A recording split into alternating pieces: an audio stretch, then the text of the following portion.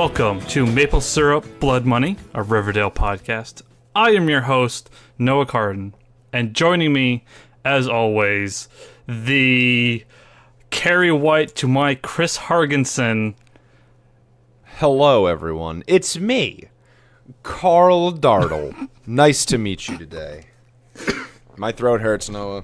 Still. Thank you for the well wishes and understanding, everybody. It's the allergies here, man. The constant swapping between hot and cold just destroyed me. Yes.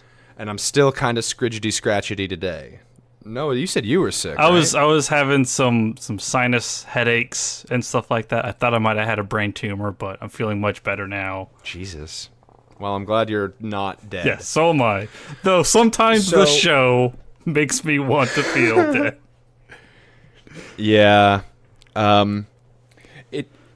So we had this conversation this week about whether or not we should do a double episode or we should just do two separate episodes, because it kind of felt cheap to like slant or withhold from the musical episode, because it was going to be just like something they've never done before. But wasn't very good. It wasn't that great. Like I don't want to poo-poo on like the cast performance, because I think it was okay, and you can go and buy it on iTunes, because they apparently released a special album that is nothing but this episode. Fuck me. Of course they did. Why do you think the show did a musical episode? No, it's so they could sell the fucking musical and get that Glee money. It's so everybody could fucking sing, which apparently everybody sings in this show. I mean, not well. Jesus. Like, all right. So just, I'm going to get this one out at the head of this. The camera stuff they were doing with like Jughead's shitty camcorder that literally no one in that school would own. Like, these are the richest, most entitled fucking kids, and they have a handy cam. Yeah. Like, okay, sure, fine, whatever. But like, it looks awful. It sounds awful. It breaks my immersion. It was a terrible, terrible thing to try. Like, if you're gonna do that, at least commit to it and do the whole episode in that style and make it work for you. Yeah. Because then we have a lot of like, what aren't we seeing implications, and there's inference and et cetera, et cetera. And also, the musical mixing was terrible. Like, the audio quality was super muddy and bad. And overall, this episode felt like a high school production of a musical, and I don't say that as a compliment. Yeah, it wasn't good. I will just say that. No. I don't have like quite the ear I think that you do.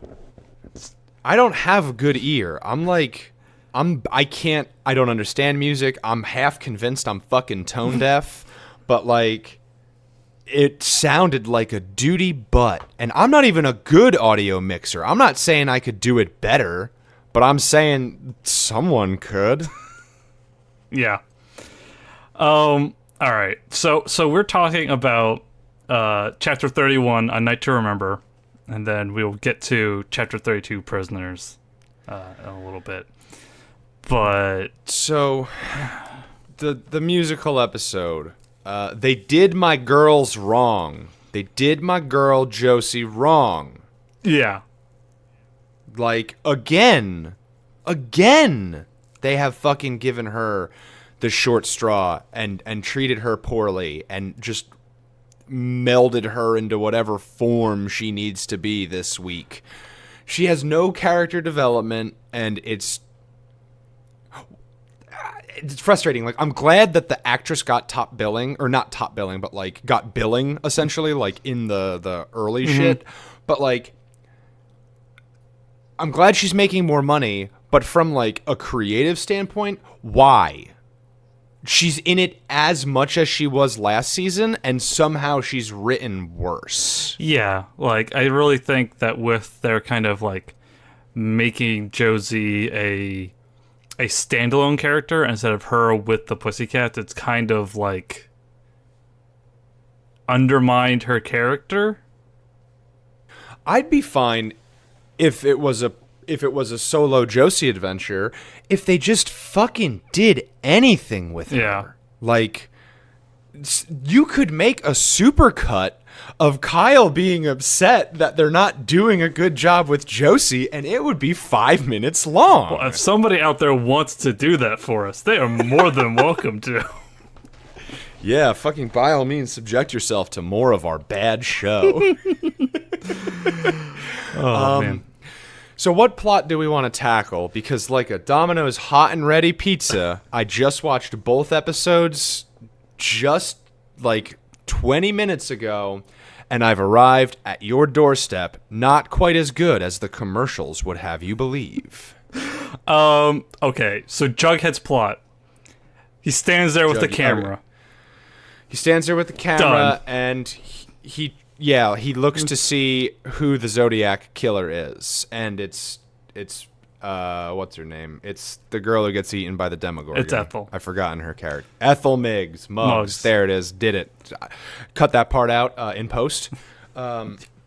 Yeah, so boring. It was boring, and it also detracted from the episode in the ways I mentioned previously. Jughead done. Who's next? Josie. Josie, okay.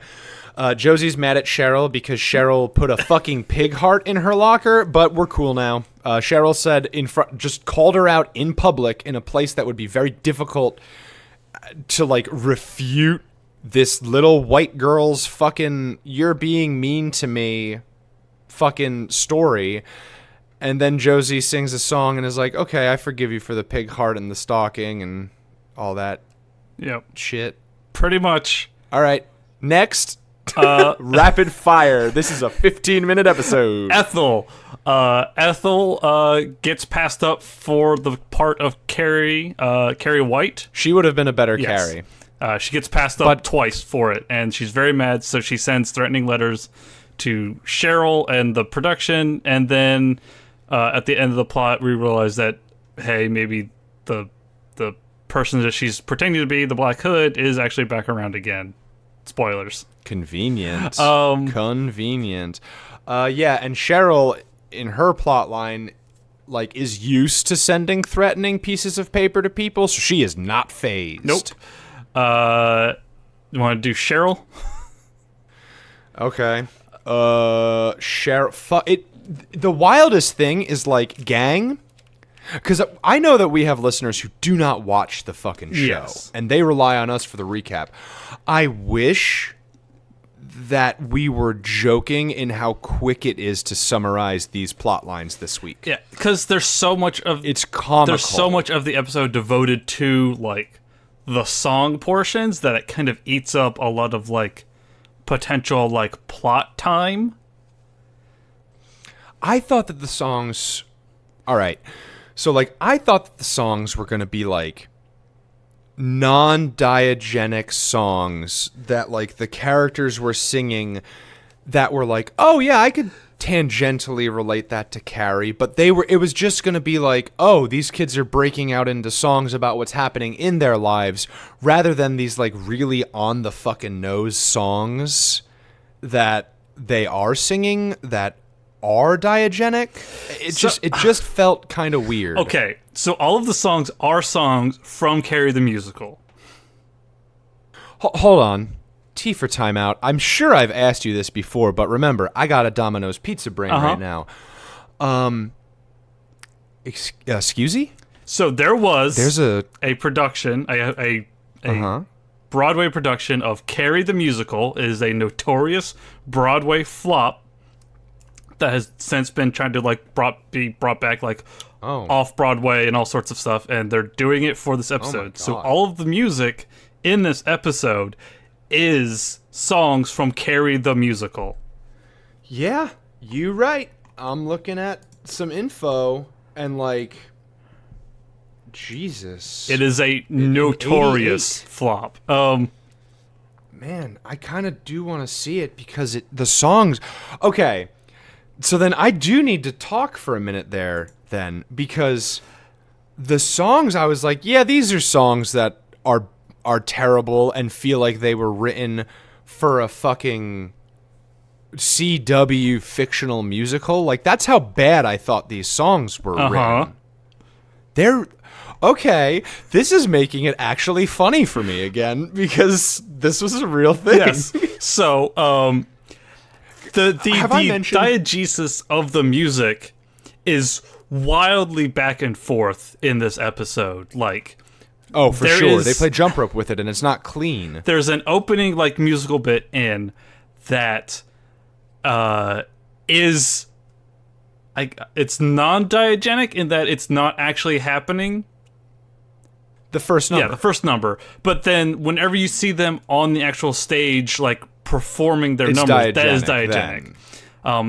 Yeah, and like the same song from the opening is also a song that they do diegenically, but like even in like a scene where they're singing in the dressing room, I couldn't tell if it was diegenic or non-diegenic, because so much of it was like fucking on the nosy about like Kevin's tuxedo that he spent $40 American on a rental for, and like it fucking was weird. I was like, oh, is Kevin in the musical now? Is he also acting?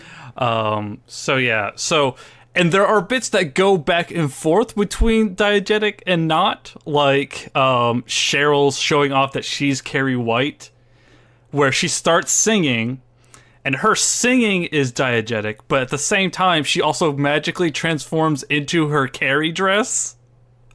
Yep. While she is singing. Yep. So it's real confusing.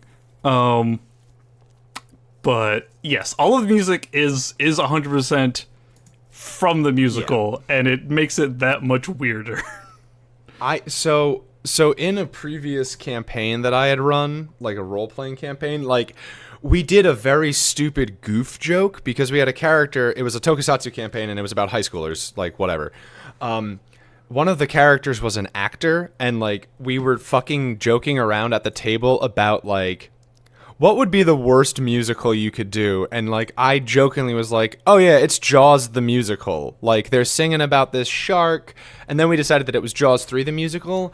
And I think that's probably a better idea than a fucking Carrie musical. Yeah. It's a bad choice. Also, was Reggie in this episode? Because he's like billed in a tweet as Billy Nolan.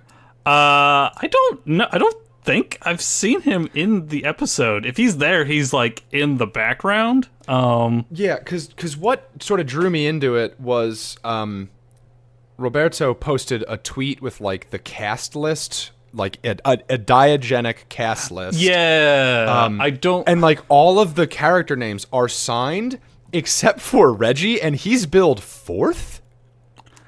Like, I don't know, it's just something about that is weird to me, and I was like, wait, was he even in this fucking episode? And no, he wasn't. I can't find him. Yeah, so I don't think he is not listed in the cast on the episode page on Wikipedia, though. Yeah, Jughead is, and his character name is The Beak. The Beak? The Beak? The Beak? Is that like Belch from It or some shit? I don't know.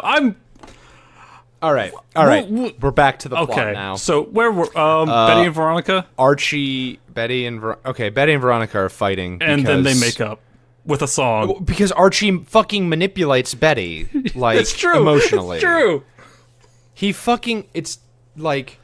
emotionally manipulates her to being like, remember that time that fucking murderer, that serial killer was making you be mean to Veronica and she forgave you, and like, hey dog. Hey, homie, the auspices of them situations is very different. Oh, God, yeah. But, so they make up with a non-diegenic song, I guess? No. Maybe? The diegesis is what it fucking dead. We've killed it. It's gone. It was killed in this We're episode. Done with it. They made up with a song, I guess. And that was literally it. They're friends again. After Betty did just fucking butcher her on stage. She really did. she really a lot of people get fucking dragged on stage this episode. I like Kevin. Okay, Kevin this episode I do like. Just because he is just so exasperated with everybody else's bullshit. Kevin, I don't want to say he's my favorite character or the character that I want to see more of, because like they'll do a bad job, right? Yeah. But like I love Kevin in the background. Uh-huh. Anytime Kevin is in the scene and he's not the focus, he's the fucking star of the show. like he chews the scenery, he makes the best faces, and he has the best written lines because these like writers aren't touching him that much, which makes him stronger than everyone else by comparison. Yes. Again, last episode where Cheryl, the fucking face. Cheryl threatens to burn down the school. And it's like he makes this big old surprise face, and it comes like a full 5 seconds after Cheryl is done saying what she's saying. Like it's not like a sudden surprise. So much of that I feel like is his actor just fucking goofing around. God. Like I feel like that belonged in the blooper roll, and it's so good. Blooper reel. Yeah. Oh god. So Cheryl's plotline. Oh yeah, we were doing Cheryl, weren't we? No, it's okay. Josie's being mean to me, even though I threatened her and put a pig heart in her. Big heart. So they make up. Then, of course, and then finally we get some Cheryl. But like, at this, I'm sorry, I used her dead name. We get some Blaze. God, please, I just remember when I was optimistic for Cheryl's plotline. I know. And like it kind of goes back. They kind of like acknowledge that. Too little, too late.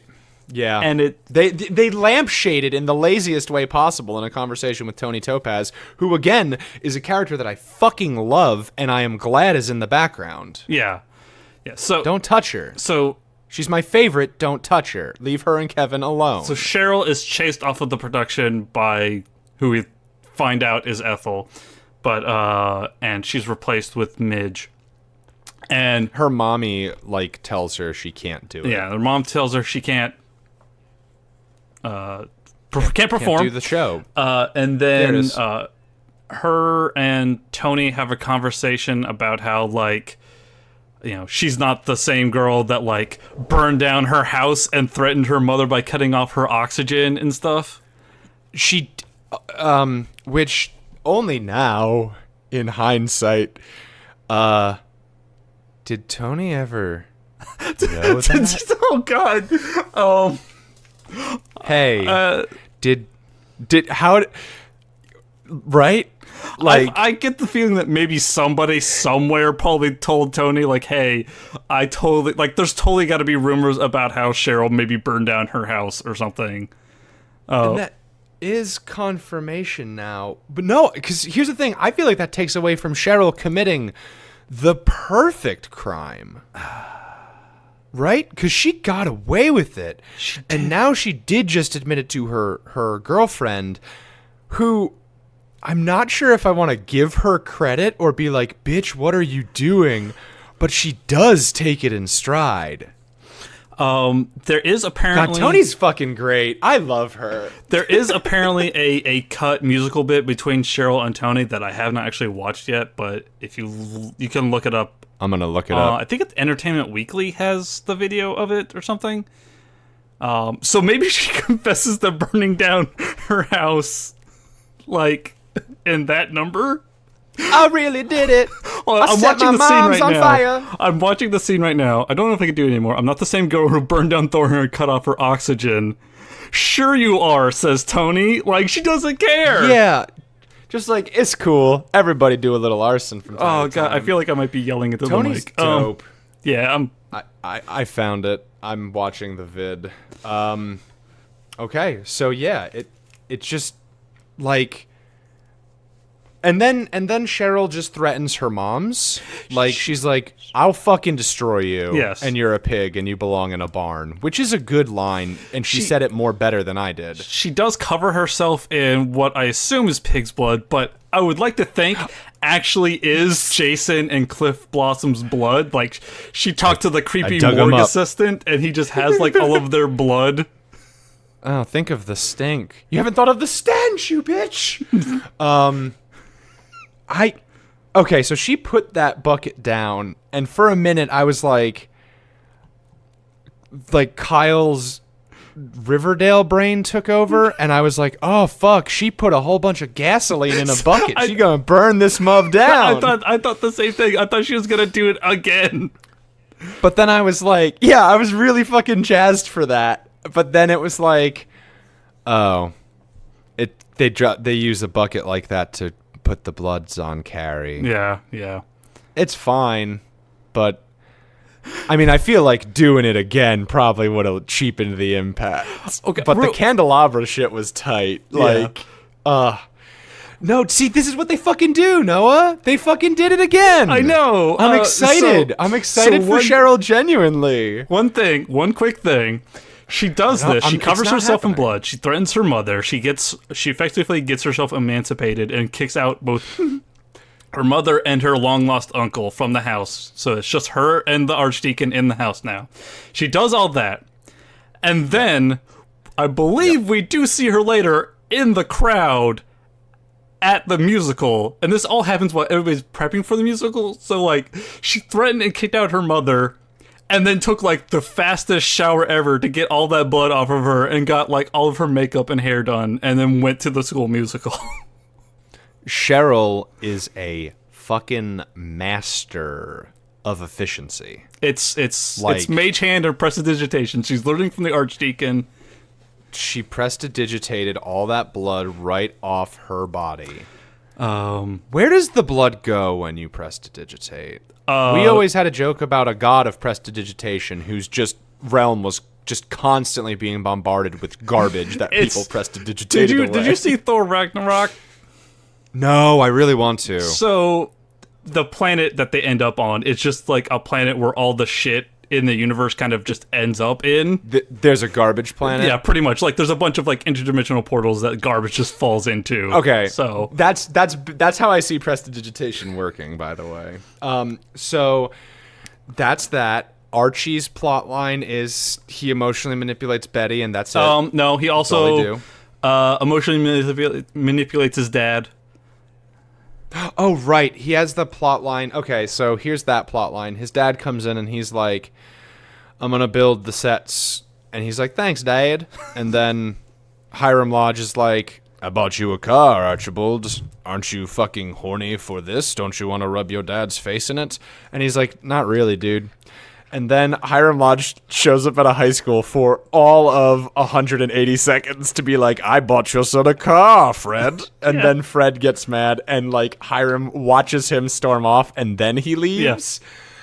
And then Archie's like, sorry, Dad. And Dad's like, I wanted to build a car with you. And then Archie's like, fuck you, Hiram. Here's your shitty Firebird back, or T-Bird or whatever. Yeah. And then I'm going to buy a Model T that will explode and kill me and everyone in it the moment I turn the ignition. So he picks up like an old like hot rod jalopy that is sort of a reference to like the original Archie comics. I mentioned this to you on the Discord. I'm Googling Model T right now. But yeah, it's an old-timey car that is a steel death trap that no teenager should be driving in this day and age.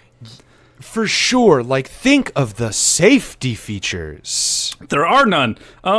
Yeah, it's made of steel, which, like, instead of crumpling like modern cars do to save you, just disintegrates. Yep. Oh, man. Yeah, so it turns out I don't know what a Model T looks like. All right. Let's see. Yeah. Kevin just deals with everybody's bullshit. And Fangs is there, and they look kind of cute together, in my opinion, because I thought Fangs was trying to bone down on Midge. I thought we were gonna get a Midge chuckleding Moose plotline after Moose chuckled. After Moose chuckweened her. Speaking of chuckled, Chuck Clayton is back, and he's trying to make good. Man, you know what? These two episodes were basically just the let's trot out the fucking garbage character show. Yeah. Right? Like, because we get him, and next episode we got Nick, which we got Ben 10. We got Benison Tennyson. Yeah. Like, all right, I feel that a person can redeem themselves in their life. Like, unless you commit something really unforgivable, like Nicholas St. Clair, in which you cannot redeem yourself. Yes, Nick is a far worse person than Chuck. Without a doubt. I feel like you can redeem yourself. That said, there does need to be punishment, and it does need to be for an appropriate amount of time. And I'm not sure if 6 months is an appropriate amount of time. Yeah. For me to forgive this man for kind of being a gross boy. Like, being a philanderer is one thing, but like the book and all that is turbo yuck. Yeah. So I'm not against a Chuck redemption arc, but being in the Carrie musical isn't gonna get dem points for me. Mm-hmm. Season 3 is probably the earliest I'd be able to forgive Chuckle. Yeah. Wait. All right. So I think Betty and Alice is like the only kind of plotliney stuff left over. Her mom is there, which is the weirdest shit. Okay, so I feel like this might be like the heaviest lampshade throw on this series so far, and the fact that Alice Cooper is in the musical as Carrie's mother, and Kevin says, I find it so unprofessional when there is age inappropriate casting.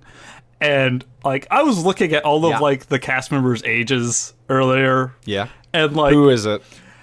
And like everybody is no younger than 20. Okay. All of the core cast members are between 20 to 25, except for Josie, who's Ashley Murray, who was 57. Who is 30 years old. She's the same age as me. You're 30? I'm going to be 30 in like 2 weeks. I thought you were old. I thought you were like younger than me. No. Oh. Old man. Yeah. Yeah, damn. I just feel like that is like the most lampshady, like, hey, all these teenagers are actually like 20-somethings. She looks great for 30. Oh, yeah. She looks like she's fucking 20. Yeah. Yeah.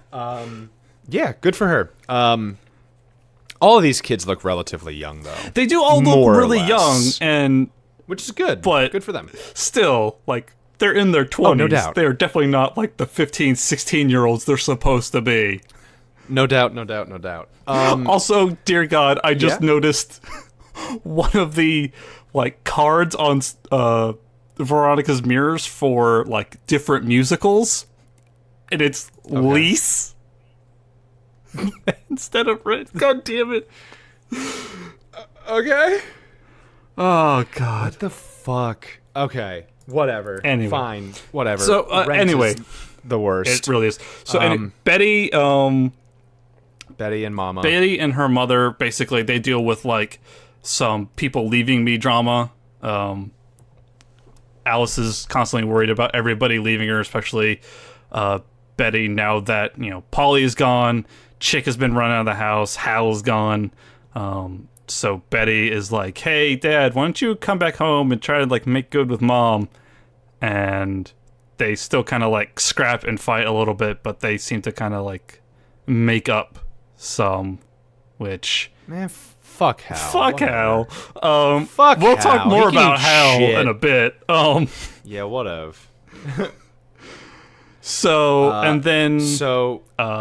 And then someone dies.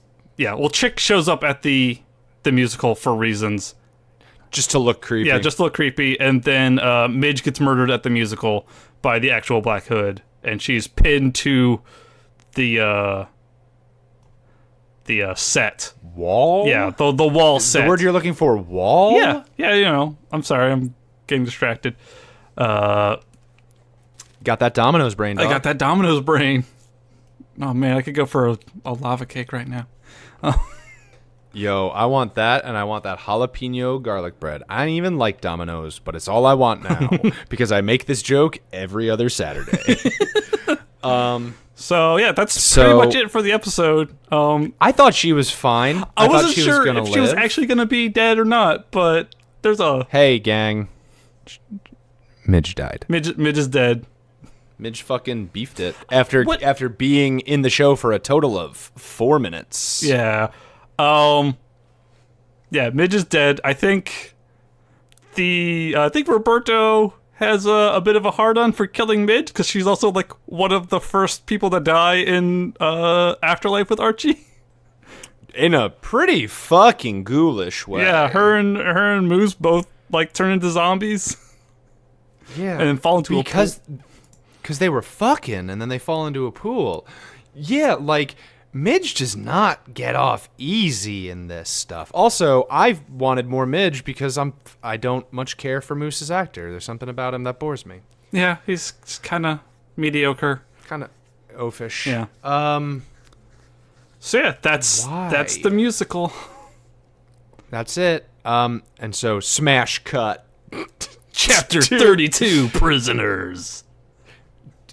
Smash cut to a bunch of cheerleaders in their funeral cheer guard. I have to talk about this, all right? I noticed... We have to talk about this for 40 minutes. Okay, so I saw this image on Twitter before the episode came out, and it's the River Vixens in their cheerleading uniforms with cloaks on, and they have, like, black cheer uniforms with, like, dark blue, like lining and stitching and stuff like that. And what the fuck is up with this school? Why do they have morning uniforms?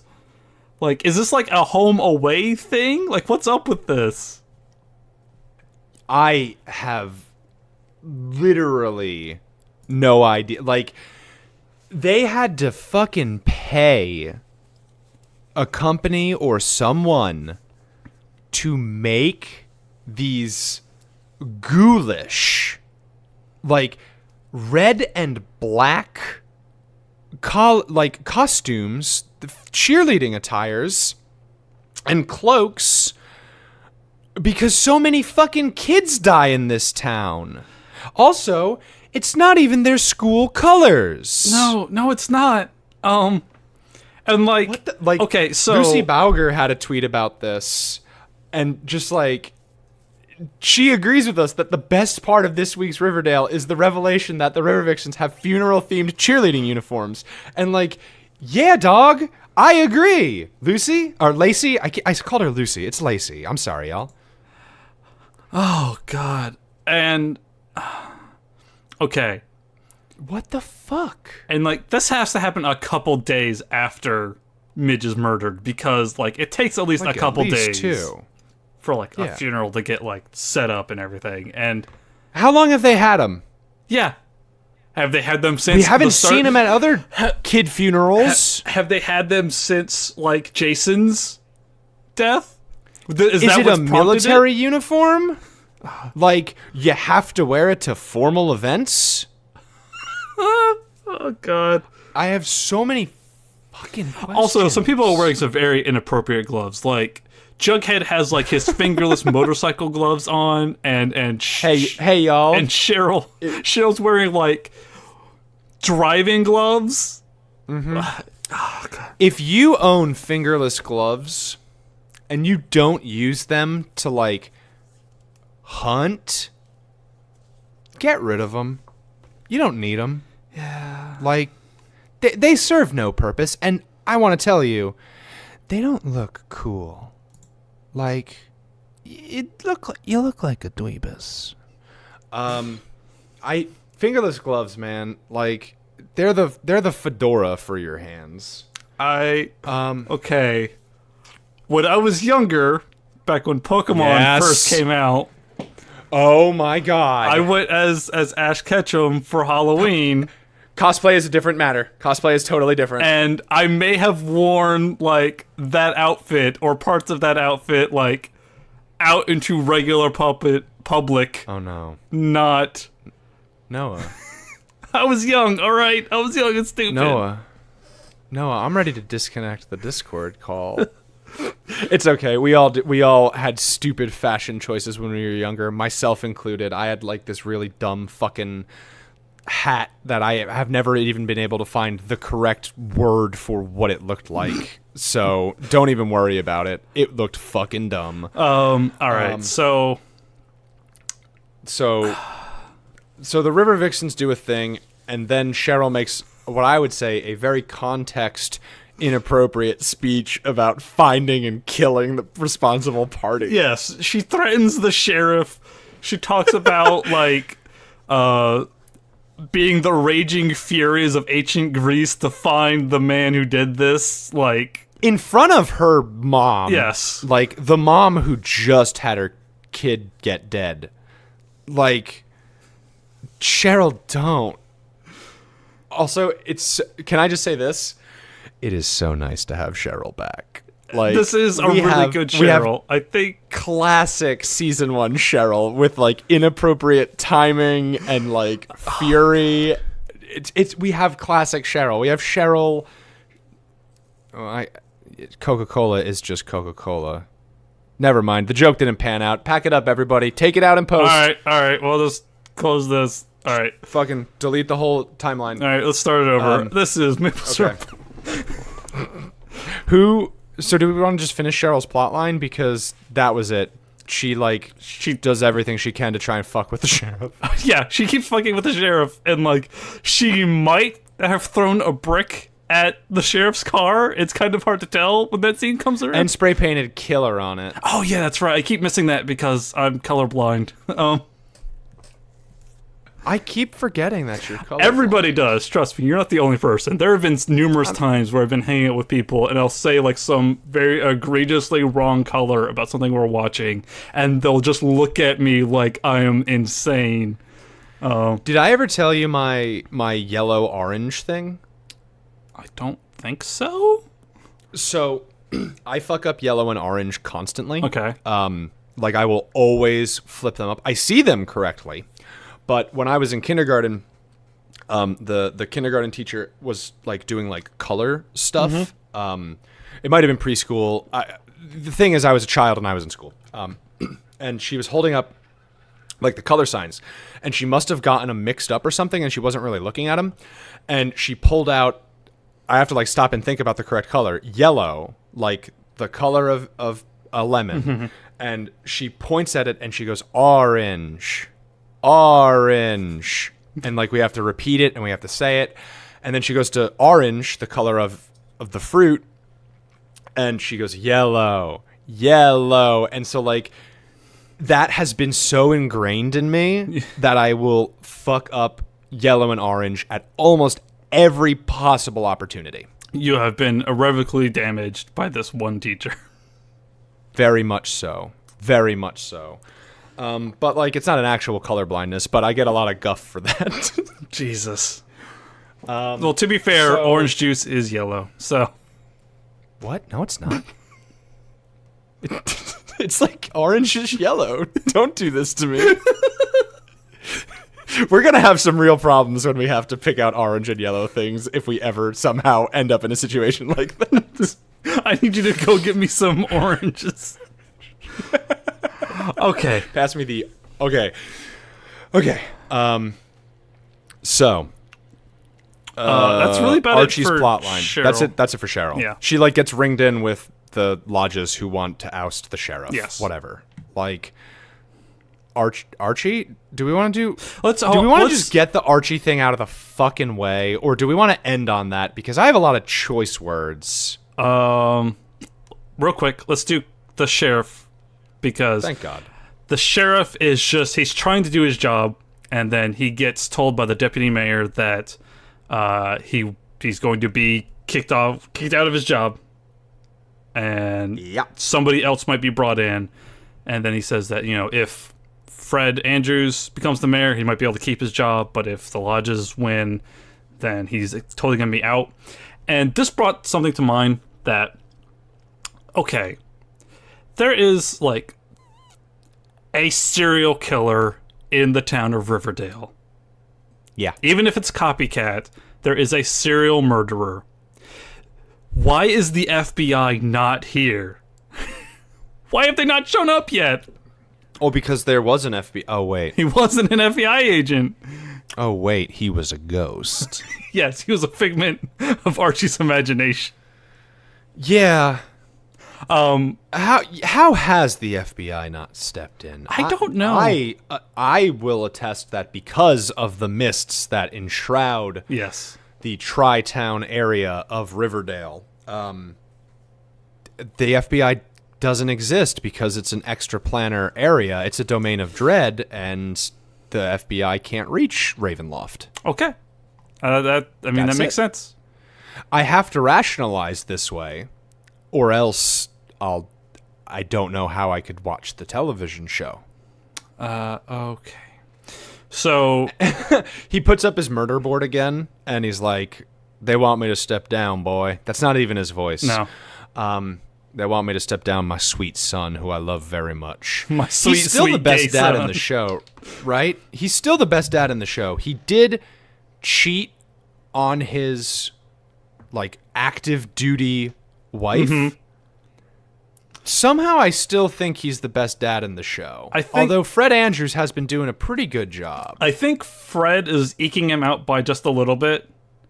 That was not the case in season 1, but it is the case now, I think, because that affair was kind of yucky, but he's still, like, leaps and bounds above the next dad, which is maybe Hiram Lodge. Like, Hal is worse than Hiram. Yeah, especially with what happens in this. Anyway, we'll get to that. No shit, if anything, that might put him above Hiram. Yeah, it would get my vote. Okay, so let's talk about Archie and Veronica and vis-a-vis Nick St.Clair. Cause that's let's do Betty first. Okay. Right? Like, I think Betty's whole plot is more important to the overall season. I agree, but like, okay, fine. I wanted to end on anger, but fine, we can end on, I guess, mild interest. Okay. So, I was texting Noah on the Discord while we were prepping for this, and I am pulling it up right now. And I did say that when I saw Nick St.Clair in the preview, that if he wasn't fucking dead by the end of this episode, I was done after this season. Mm-hmm. And I swear to God, the next fucking time I see him, I might just be fucking done. Like, I cannot fucking stand his plot lines. Yeah. No, they're real bad. They're real gross. They suck any enjoyment I have out of it. Like, Nick St.Clair's plots read like the most vile, villainous, like netto rare fucking doujinshis you can imagine. Yeah, and they fucking disgust me. Yeah, they're real gross. So Archie is kidnapped by Nick St.Clair, who holds him for ransom to the lodges, namely, most importantly, Veronica, for $1 million. And the lodges are like, we can't do that. Archie's not blood. But we'll talk to the St. Clairs, air quotes, which they do not do. And Veronica takes it upon herself to try and free Archie, who is strapped to a chair in a warehouse somewhere. Dad makes the right call. Yeah. I'm going to go ahead and have that controversial opinion.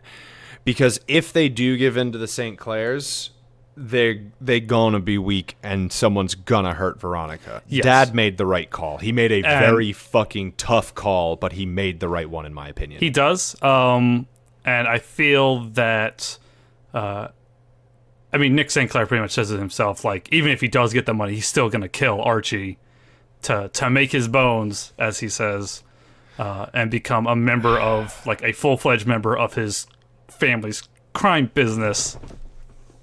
Yeah. There's not even fun jokes to make. Like, yeah. So Veronica offers basically herself as payment. No. She takes money from her parents. This is true. And she gives it to Nick, and he's like, that's not all of it. Yeah. But you could pay the rest. I'm sure we could work something out.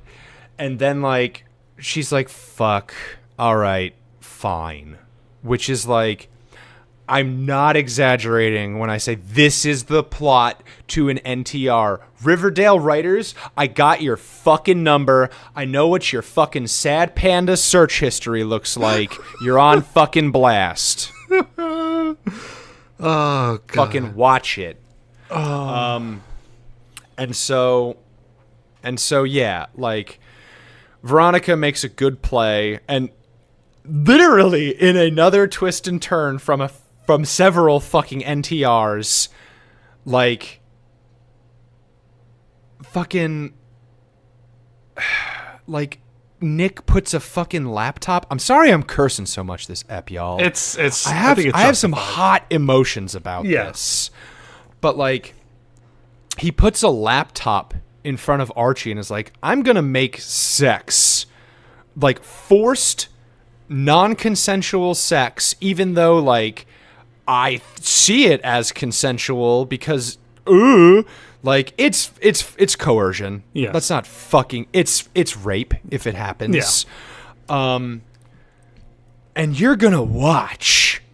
And I'm like, that, I think that when he was in the diner with Veronica was when I sent the ultimatum to you. Yeah. Where I was like, I'm fucking done with this. Yeah, I know it's ultimatum, guys. Don't. I was going to ask. I fucking know it's ultimatum. It's an ultimatum, okay? Like, saying shit dumb is my bit here. Give me this. I'm in an NTR plotline. Give me this. And so, yeah, he's like, you're gonna watch. And then just take us home. Oh, no? Sorry. I zoned out for a second. Okay. All right, so in a callback from, like, the start of the season, I think,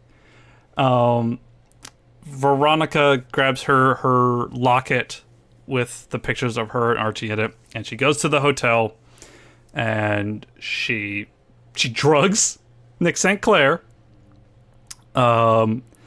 She does roofie him, which I did know that she was gonna do, because, like, the writers aren't gonna actually fucking do that. Yeah. But hey, don't do the plot line. Yeah. So she roofies Nick St.Clair, and meanwhile Archie breaks the chair he is in because he is a maple syrup golem boy, and he's so hard-boiled. And he smashes one of Nick's friends over the head with a plank of wood, probably killing him. And then escapes, and then he runs, and he does this weird thing with his hands when he runs. I noticed. Yeah, he looks like a poorly rigged 3D model in, like, a stealth game that was made by, like, a drunk person. Yeah, it's like Unity assets. He runs from wherever he's at. I just assume he knows where he is. To the hotel, and discovers, after breaking down the door, which somebody's going to pay for that Veronica has drugged Nick St.Clair. And I kind of I kind of expected him to just, like, stomp Nick's brains. I thought they were going to kill him. Yeah. But, like, you can't have Archie commit a murder. I also do want to say, what a shitty hotel door. That really it's framed with wood and can be broken into. No wonder the Black Hood can get anywhere. Apparently. He can just do whatever he wants. Well, it's because everything is fucking zoned incorrectly and is built shoddily. It's like a 70-year hotel that was probably lined with asbestos, you know. Yeah, it was bad. So then they ransom Nick St.Clair to his own parents and get $1 million.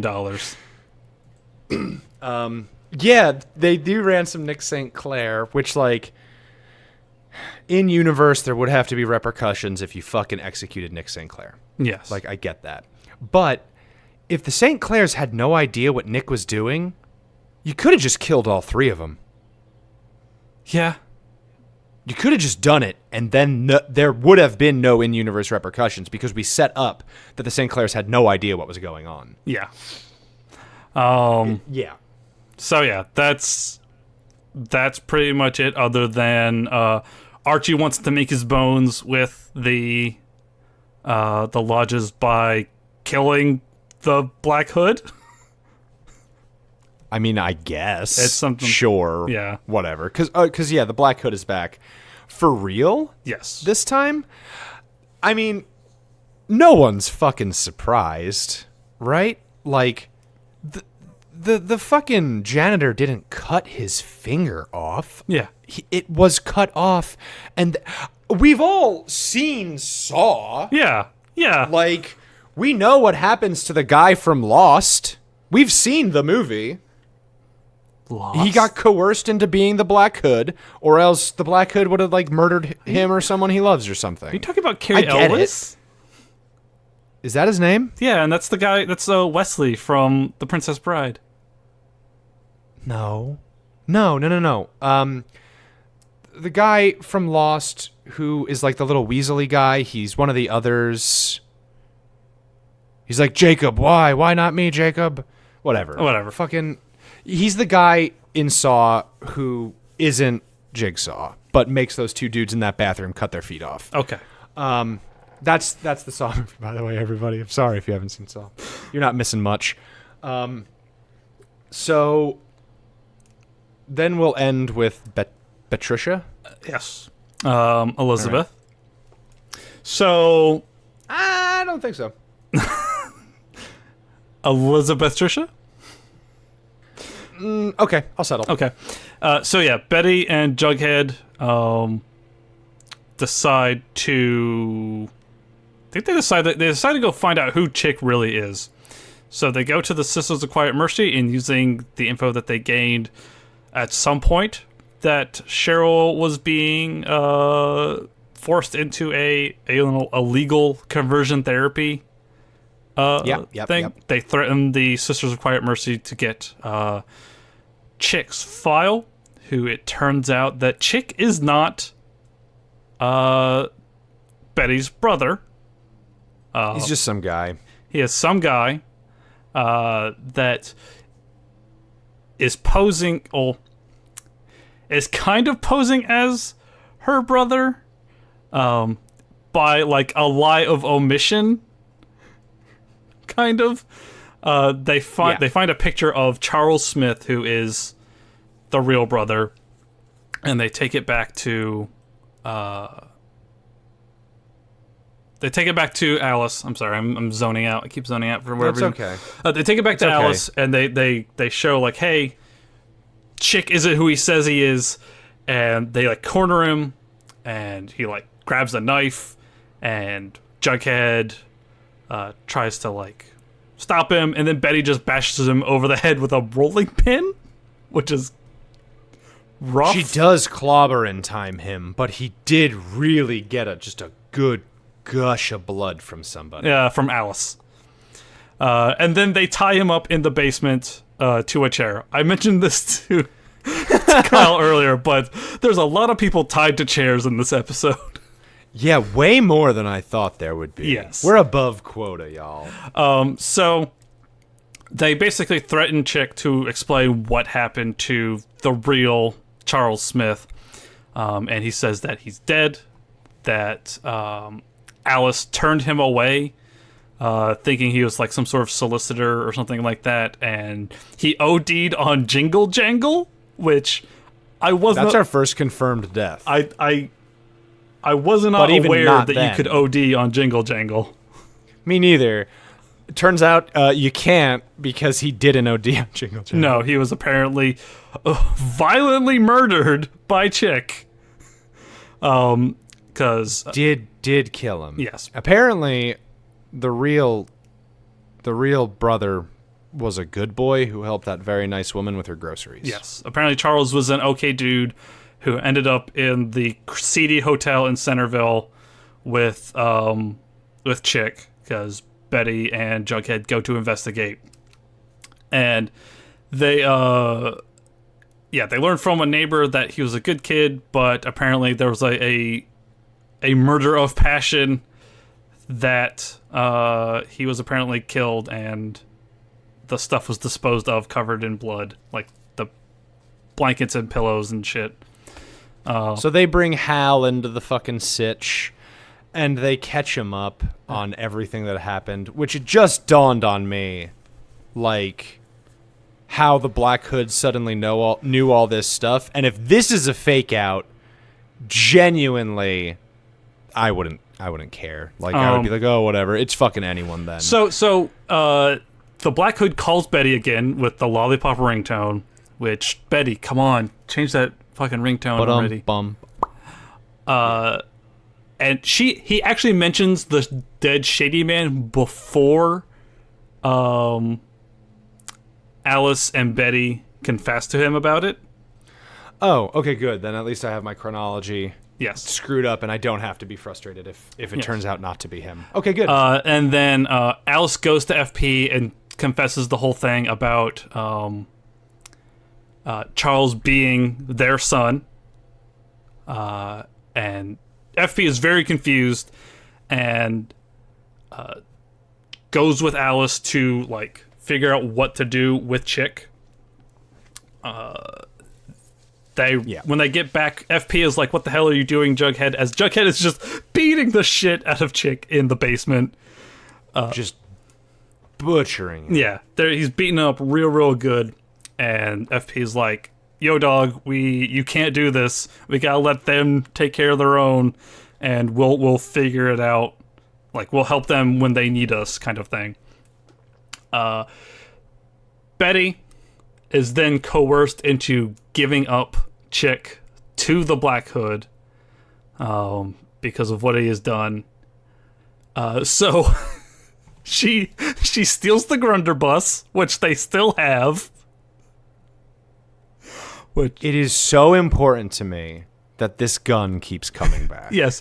We see her putting it into her purse, like, as she's coming downstairs while Alice and Hal talk about what has happened.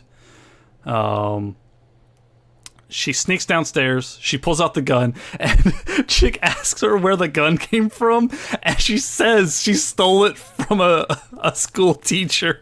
A school molesto. Yes, which I just like the fact that it is, in fact, Miss Grundy's like revolver that they have just kept illegally. They did confirm that Betty does just have an illegal firearm, which, like, just based on how wild they write Betty, it's consistent in its inconsistency. Yes. I'm fine with it. Yes, I just like the fact that Betty has an illegal revolver with her at all times. So choice. She undoes Chic and marches him out to a snowy graveyard, which, much like our world, it's still snowing in, like, April or whatever. And she asks him, like, what actually happens and what happened to Charles and everything. And he's like, I didn't mean to hurt him. We got into a fight and an argument and stuff. And then the Black Hood shows up.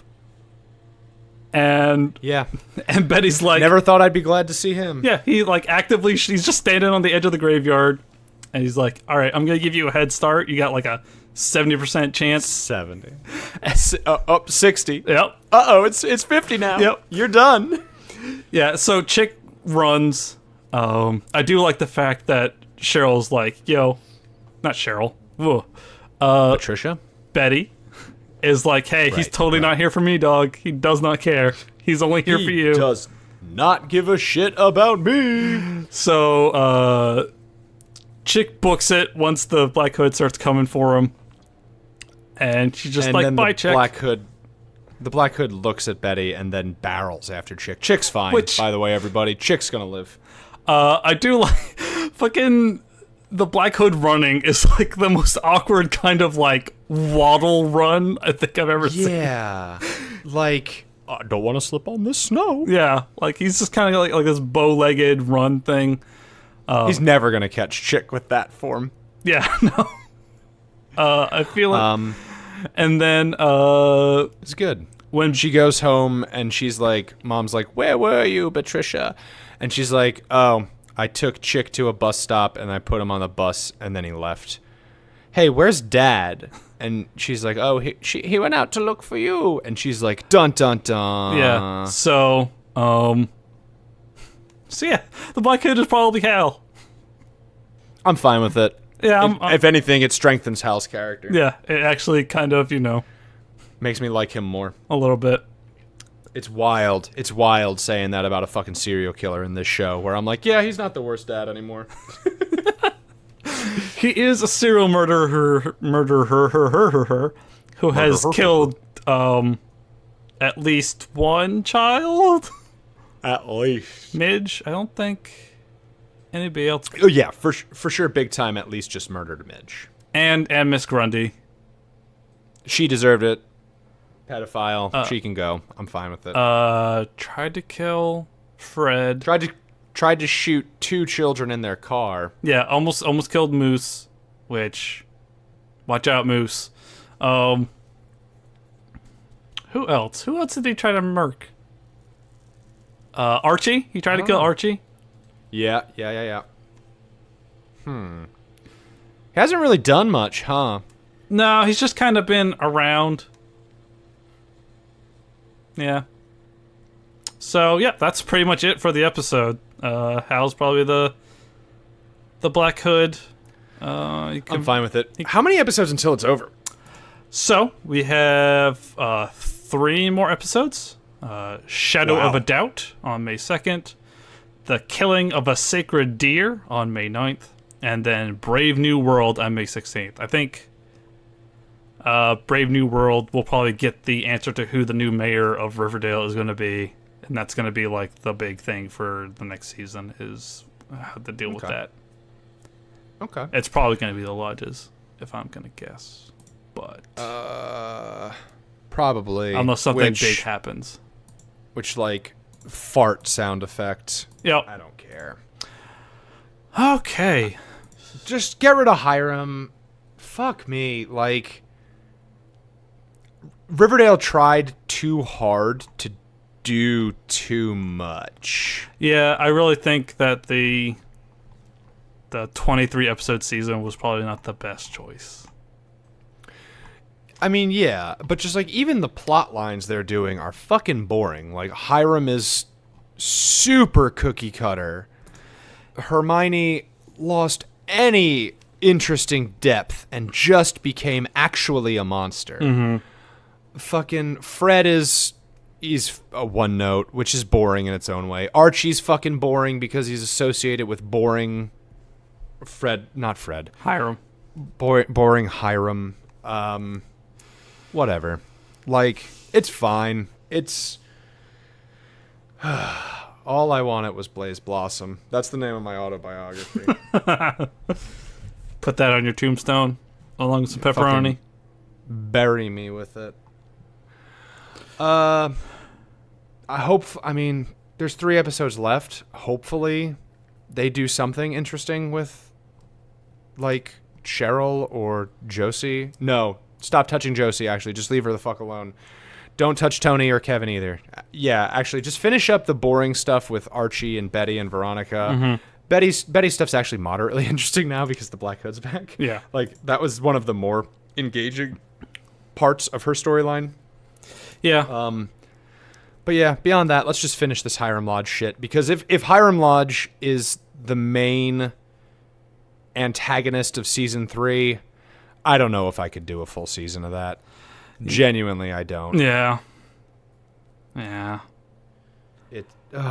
Season 1 was so stupid good. Yeah, we'll just have to see how this season closes out. I think it's been kind of all over the place and not in a good way. No, it hasn't. And like, listeners can tell, I feel like the episodes where we enjoy ourselves are very different than the episodes where we don't enjoy ourselves, just like in how we talk about that episode. Mm-hmm. And I'm getting tired of repeating the same shit. Like, I just want to see a Wendigo eat Nick St.Clair.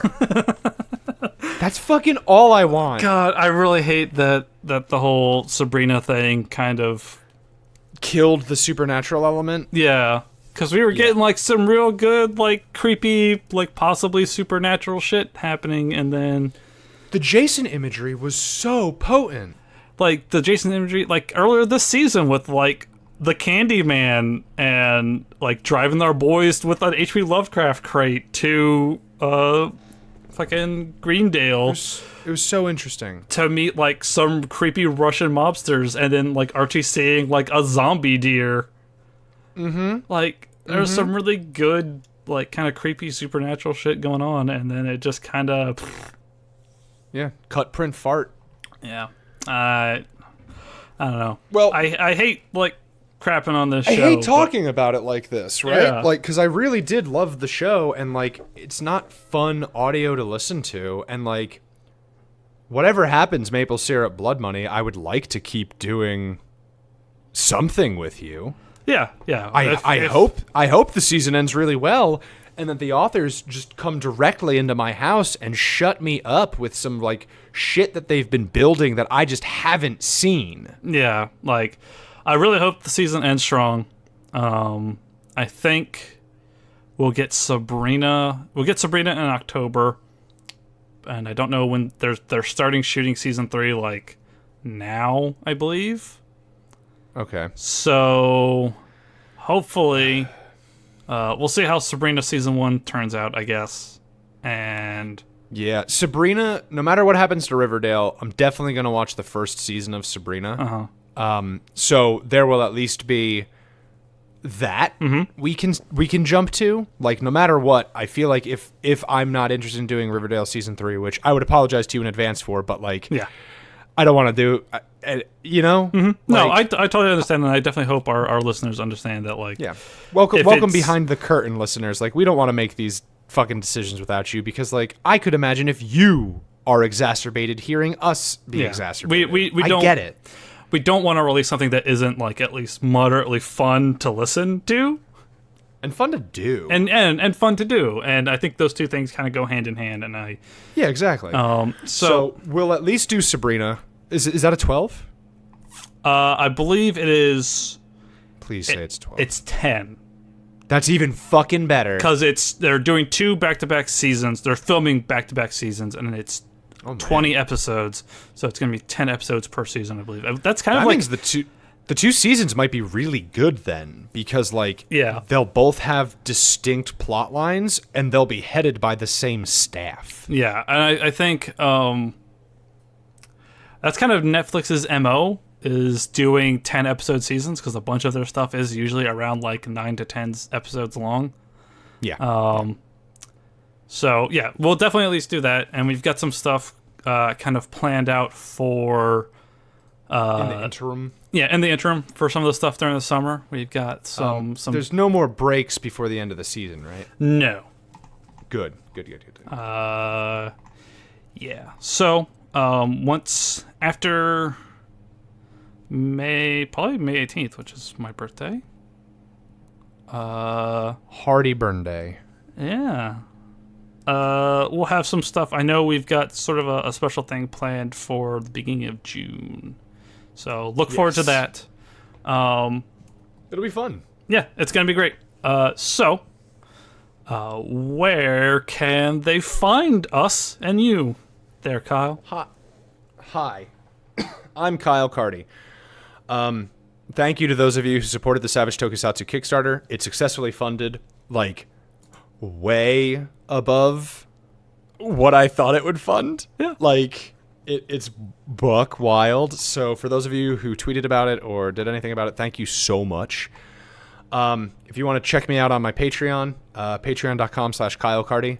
This month I was doing some sci-fi horror stuff from a very terrible card game that I made a while ago, but the setting was tight.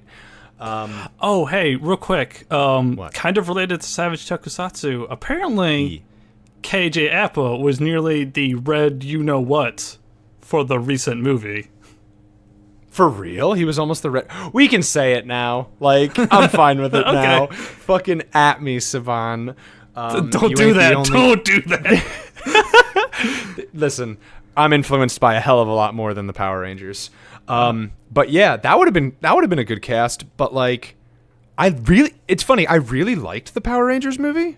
I haven't actually seen it yet, so it's very different, but like, it's very westernized, but also at the same time, it still has some classical roots. I enjoyed it for what it was. Mm-hmm. I'd watch a second one. I mean, I would never watch it in theaters because I don't go to the movie theater. But yeah, I had fun with it. I would check it out, dude. Cool. Yeah. So anyway, back to you. Twitter, at Best Pal Brigade, Facebook.com/BPBGames. Noah, what about you, dog? So as always, you can find me on Twitter. I'm at Kamen Otaku. That's KAMENOTAKU. You can also find me on occasionally on my other podcast. There's the Role Playing Exchange, which is a tabletop role playing game, actual play and discussion podcast. I'm not on there a whole hell of a lot anymore, just because of like scheduling and stuff. But they're my boys, and I love them all to death, so go check them out. You can also find me on the Technical Difficulties Gaming Podcast. There's some very good friends of ours, and they do tabletop gaming as well. So check them both out. Yeah. That's pretty much it for me personally. For us personally. For us personally. Check us out at Twitter at Maple and Blood, mapleandblood.gmail, at mapleandblood@gmail.com, Facebook.com/mapleandblood. Mm-hmm. What else we got? There's our websites. You can find us at mapleandblood.podbean.com, mapleandblood.wordpress.com, and mapleandblood or tumblr.com/mapleandblood. I believe that's how Tumblr URLs work. Yeah, so those should take you to our websites. If you want to get in touch with us, the best way to do it is via Twitter or email. We get all sorts of lovely tweets and stuff from you guys, and it's always helpful. Especially, Roger, thank you very much. You're always keeping us up to date with all sorts of cool, neat little factoids. For sure. Yeah. You should also go check out some of our friends. Our good friend Review Cultist, who did our incredibly awesome logo. It's so good. It's so good. We really, really appreciate it. And, if we end up doing something else, we'll definitely have to have him make a new logo for something. So you can check out his podcast. That's Al Dente Rigor Mortis. They talk all about like internet creepypasta, and me and Kyle have been on there to talk about cryptids and all sorts of like monsters and stuff like that, doing the monster stocks like sub podcast kind of thingy. It's podcast within a podcast. Yeah, podcast within a podcast. It's the Munch Squad of creepypasta. Yes. You can also check out our good friends. There's Anime Daydreams, who do like sort of an anime creation improv kind of show. Like, I don't want to sell it short, but like, it's Cool Games Inc. for anime, and it's very good. Yes. Like, I really wish we fucking thought of that. we did think of that, and then we learned that it was already a thing, and we were very upset. Oh, such a bummer.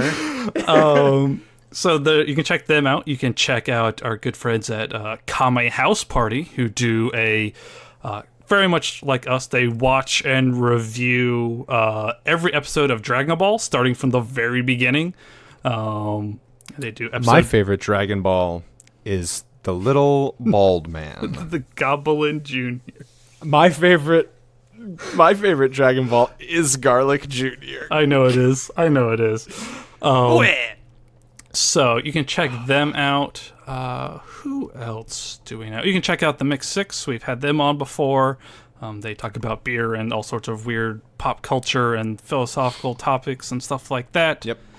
Next month, they're having a Kickstarter go live for their Duck card board game, sort of. Yes. Party Foul. I've played it. It's very good. I'm sure we've talked about it before. It's going to be great. Yes. So keep your eyes peeled. Yeah.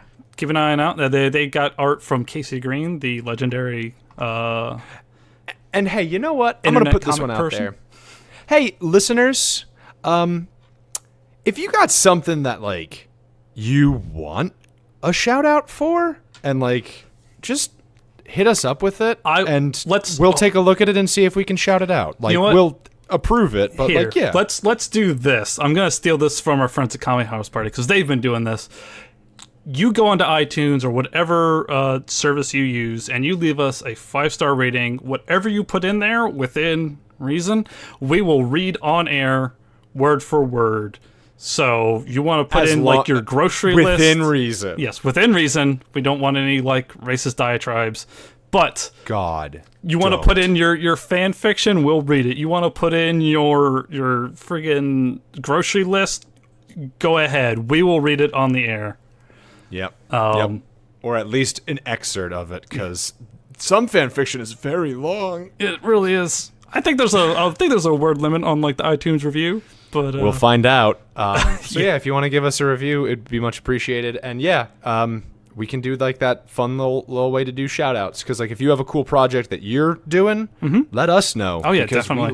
we love repping small creators who, you know, might want someone to step to the plate for them. So if you listen to us, let us know. Let us rep your shit. For free. That's it. I believe that is it. So, for Maple Syrup Blood Money, I have been your failed Broadway production of Carrie host, Noah Garden. And I have been your... I was gonna be like John K. Pita, but that's not gonna cut it. I have been your other host, Kyle Carvey. Thank you very much for listening. Thank you.